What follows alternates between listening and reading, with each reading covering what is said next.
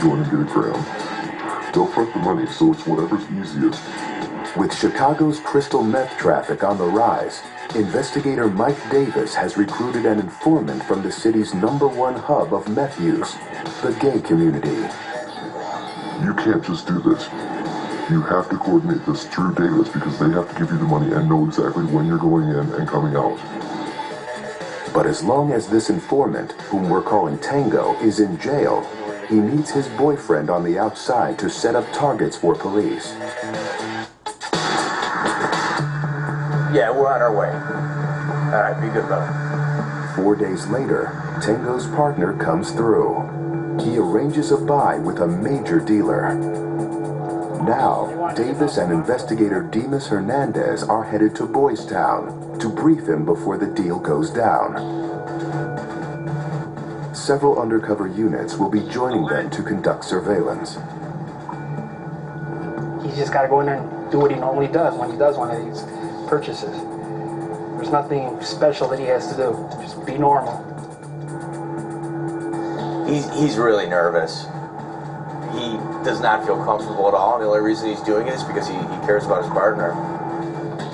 We'll have plenty of guys on the street in undercover vehicles.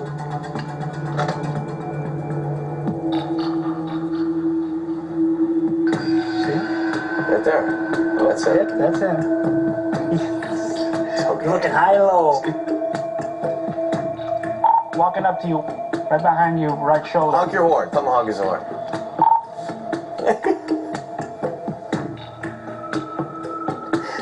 He's so green. I'll meet you guys there. Investigators move to another location where they'll hash out a plan with Tango's boyfriend. We're calling him Cash to protect his identity. Cash has arranged to meet the target at a downtown hotel, but is waiting for him to set a time. His prime target has not called him since lunch, but I know he's got multiple people he can do. It's just his preference is this one guy. Go ahead, just jump in.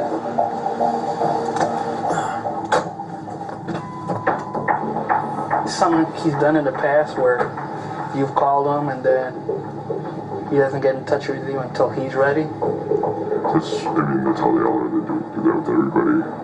It's gonna have to happen today. So, do you want to try giving him a call, or? Yeah.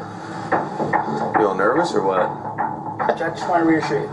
Just do what you Normally do. Nothing out of the ordinary. Absolutely not.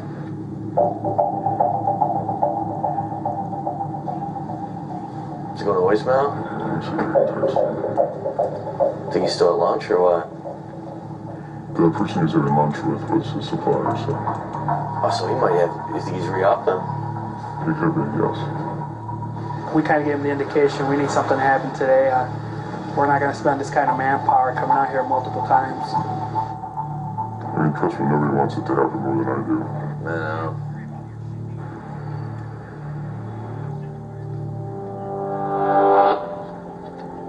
Meanwhile, on the far south end of Cook County, the clock is ticking for investigators there as well. 35 miles from Boystown, the sheriff's police are on the hunt for an armed gang member in Ford Heights. Diplomats in Boystown. I'm gonna head over towards where JC said he was up over there. Investigators Conrad Edgett and Zach Smith are among those searching for the suspect we're calling Booth to maintain his anonymity. He's wanted in connection with at least 3 alleged incidents in which he either threatened people with a gun or fired shots in a public area.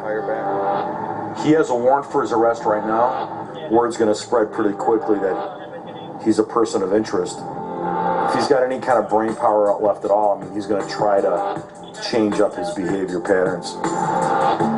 He has a tendency to lie low at times, and then he springs when you least expect him. So now, every arrestee in Ford Heights, from traffic violators to drug offenders, is getting squeezed for information about Booth. Do you know who I'm talking about? Both to the side. You know who I'm talking about? Yeah, I know what you're talking You know who I'm referring to, right? Yeah, I know what you're talking about. Okay. Because you could really help yourself out if I found him, like today.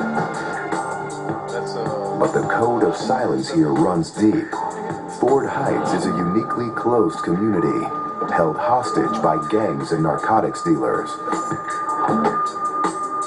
Drake has a parole status, and Gray has a suspended TR on Fort Heights. Men like Booth are just one symptom of deeper-rooted problems that have plagued Ford Heights for generations. In a community of roughly 3,000 residents, half live below poverty level. Job opportunities are few and far between, so the quickest fix for many here is to sell drugs. My whole life, 27 years, I've been here. It's over, man. Ain't no jobs out here, nothing. Look at this. It's a slum. Poverty. Nobody deals drugs because they like it. They deal because they make money. I'm 26 years old. I got 3 kids. I'm enjoying myself every day out here. I'm living me, just doing me every day. Y'all have a beautiful day. A lot of families have come to depend on it. They may have a 14-year-old son, and the mother's got 2 or 3 kids, and this 14-year-old son's bringing home $500 a week selling drugs. That's the only income that she has. Hey Jay, Goldie Mike's at the liquor store. He's got braids and a red leather jacket. Allegedly, that's the guy who's running that spot. With drugs come gangs, and 3 groups dominate in Ford Heights. The Gangster Disciples, the Vice Lords, and the Four Corner Hustlers. They compete for territory within a 2-square-mile area that's divided in half by a highway. The recent closing of 100 public housing units in the southern half has forced many of those residents to relocate north, including gang members.